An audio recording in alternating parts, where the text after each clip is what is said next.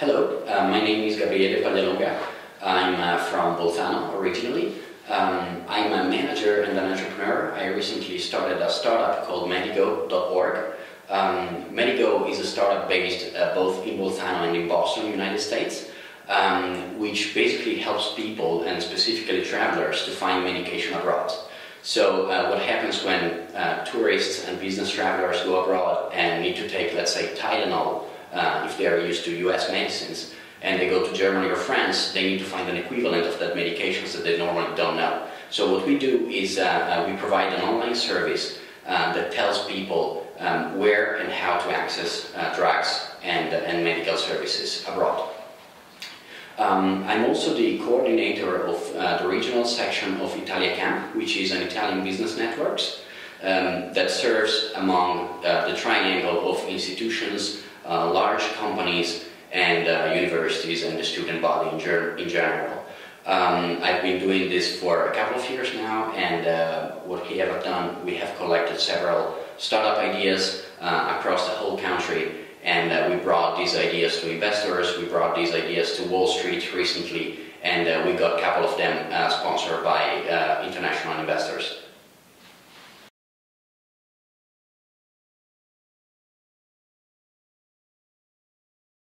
So Italiacamp is a network of basically 70 universities across the whole country with lots of international connections too. So recently in February 2014 we went to New York and Washington to hold meetings with potential investors and institutions that are partnering up with us.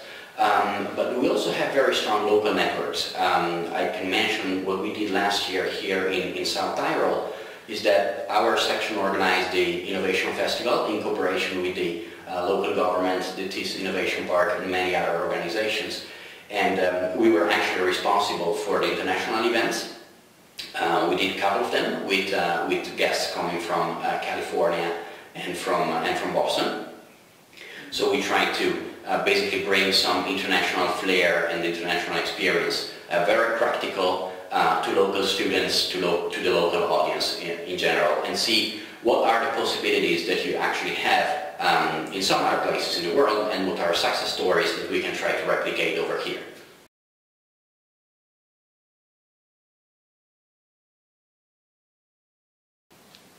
I think Italian startups are flourishing all over the country, basically, and in this region too. We see that thanks to the local university, thanks to the business incubator, thanks to European Academy of Research. There are several spots that actually make this possible. Of course, when I think about advantages of being located here, I have to say there aren't too many. What I see as a big advantage is it's easy here to make human connections. It is easy to get institutional support. If you want to go and talk to the local government, that's not such a big deal as it could be somewhere else, because the city is small, the territory is small, and business connections as well as social connections are quite easy to build. That is one factor. If I think about my own experience with my startup, the first time I decided to do something in this city, I went to the local university, and I immediately got to talk to the Dean of the Faculty for Computer Science, and he was very open to me. He told me what we could do together, and we actually started the project together. So, as I said, it is very convenient in terms of location, because you really get to talk to people and do things fast.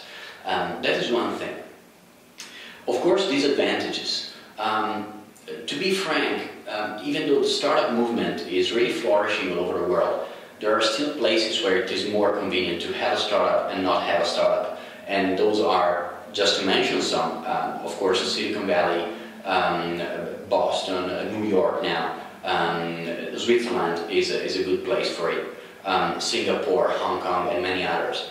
The point is, not all places are equal, depending on what you want to do.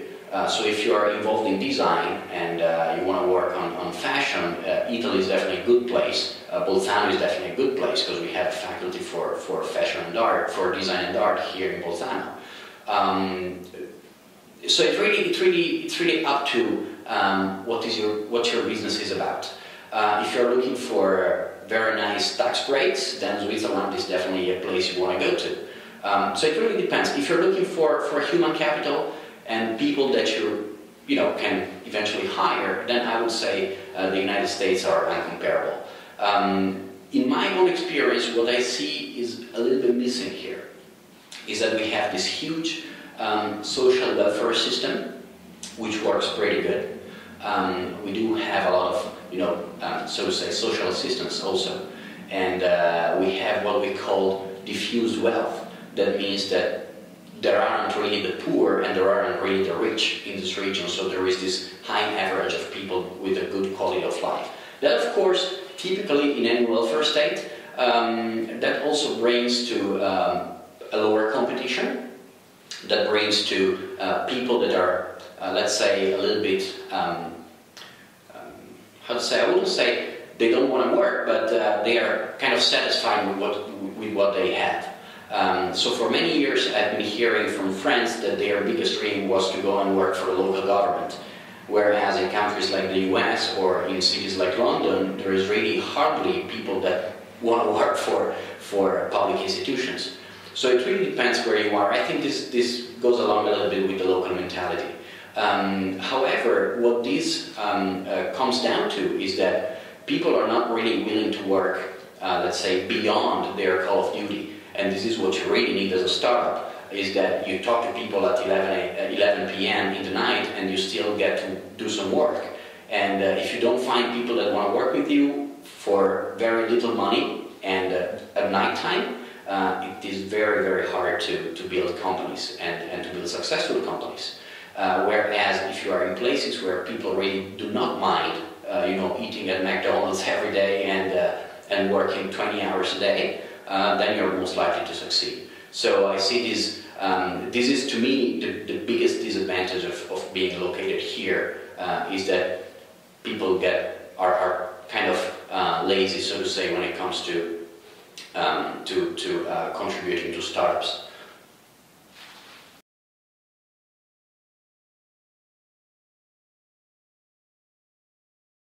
When I think about my own experience, as I said, Medico, and the idea that we have behind it is to launch 2 different companies, one in Italy, in Bolzano, and one in Boston. Now, the reason why in Boston is not only because I have great advisors there, because I've been studying there for a few months and I live there. I like the city, but really much I like the people. And these advisors, these people you meet there, can really accelerate the process of a startup because they also have connections that we can use. That means investors, lawyers, accountants, and the whole network that you need when you build a company.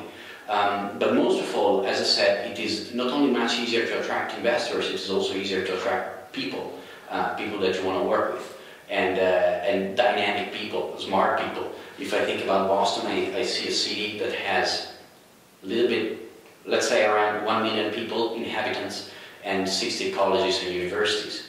So that means really it's the city with the highest IQ in the world.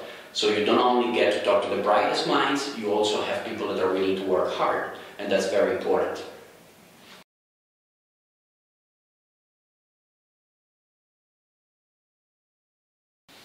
There definitely are sectors and industries where being located in Sout Tyrol may be an advantage. And I might mention at first renewable energies and energy efficiency. I would say that Sout Tyrol is amongst the greatest and the most advanced regions in Europe for energy efficiency, thanks to the model of climate houses that we have developed here. There is a strong attention, a strong focus from the public administration to incentive renewable energies and energy efficiency. And energy efficiency is actually, it's a brand, so to say, it's just a name, but there is a whole value chain behind it that goes from building materials to architectures, to design and planning, to constructions, to eco-design, to waste and disposals. So there is a whole world that can develop along those lines. And if you want to build a company in this industry in Italy, in Europe, I'd say Bolzano is one of those places you have to consider, because think that you just go out at night and people understand what you're saying. If you meet with a potential, with a banker, if you meet with a lawyer and you talk about energy efficiency, people do understand the point and they're more willing to cooperate. Whereas there are places where this is not really the main topic on the agenda. So this is industry number one, I'd say. Industry number two is probably about food and gastronomy, because we have a strong wine tradition. We have a great food tradition. We mix a little bit Austrian heritage and Italian lifestyle, so we got to enjoy both.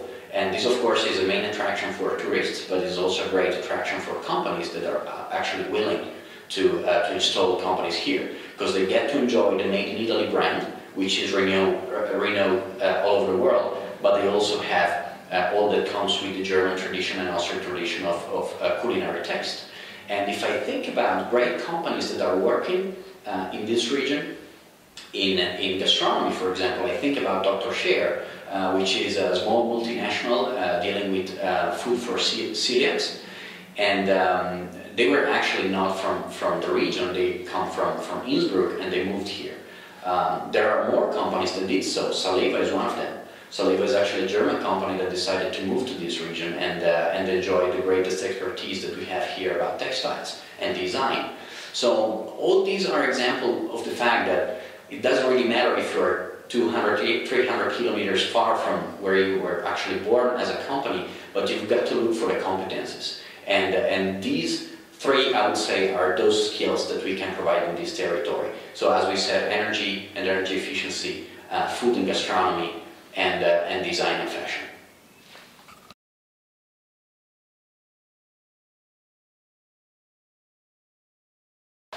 Yeah, well, when thinking about startups, I think it is very important to differentiate between established companies and corporations and real startups. Now, if we think about a startup is basically characterized by 2 points. It grows in a world of extreme uncertainty, so you don't really know what you're going to do tomorrow, and it has to be really fast in its growth process. That means you have to be focused, you have to focus on one service, and you have to grow it as fast as possible, because time is an asset for a startup. Whereas when we look at established companies, you have a mature, not mature, but you might have a mature business, you might know your market, your clients, your competitors, and so on, so you really have a good picture of what you're going to do next month.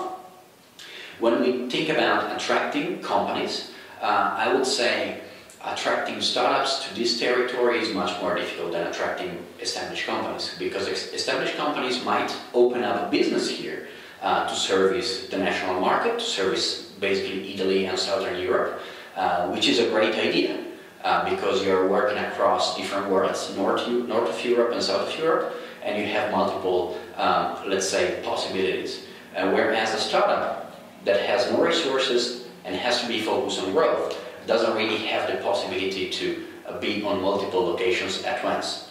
So if they decide to come to Bolzano, they really have to be engaged here and work with what this region has to offer, whereas, they have to balance it against what other regions have to offer. Whereas an established company, even though it is still a start-up in that specific country, has the great opportunity to come down to Bolzano and basically enjoy the best of Eastern Europe, Southern Europe, North of Europe at once, without really bothering too much about being focused on 100% this city.